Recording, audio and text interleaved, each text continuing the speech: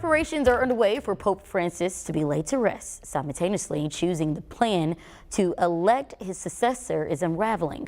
It's a rigorous process that could take weeks. Melissa Mattini explains what must happen for new leadership to shape.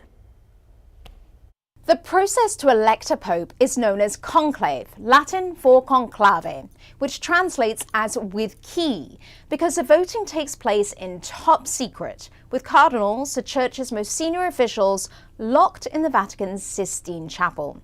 Here's how it works. First, the electors are chosen. These are cardinals who are less than 80 years old, and there are only 120 spots. Currently, there are 252 cardinals and 138 who meet the age requirements. Once that's decided, a special mass is held in the Sistine Chapel with all cardinals, electors and non-voting members. The electoral cardinals pledge on a Bible an oath of absolute secrecy. They are then sealed into the Vatican until a pope is elected to prevent any type of external influence on the decision process. Inside, each cardinal will write his choice on a piece of paper and then place it in a large chalice that's located in front of Michelangelo's fresco of the Last Judgment. Those votes are then opened and read aloud.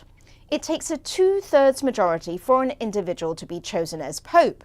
So after the counting, the ballots are burned in a furnace with specific chemicals to make one of two kinds of coloured smoke. The smoke will be black if a pope has not been chosen and white if he has. And this is a sign that thousands of people that are camped out in St. Peter's Square will be looking for.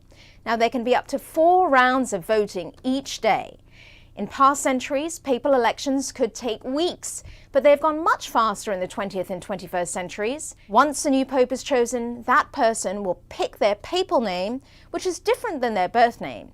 Those papal names like Benedict XVI, Francis, or John Paul II are often indicators of an individual's philosophy to the job. After that, a cardinal will announce to the world from the balcony overlooking St. Peter's Square, "Habemus Papam," which means we have a pope.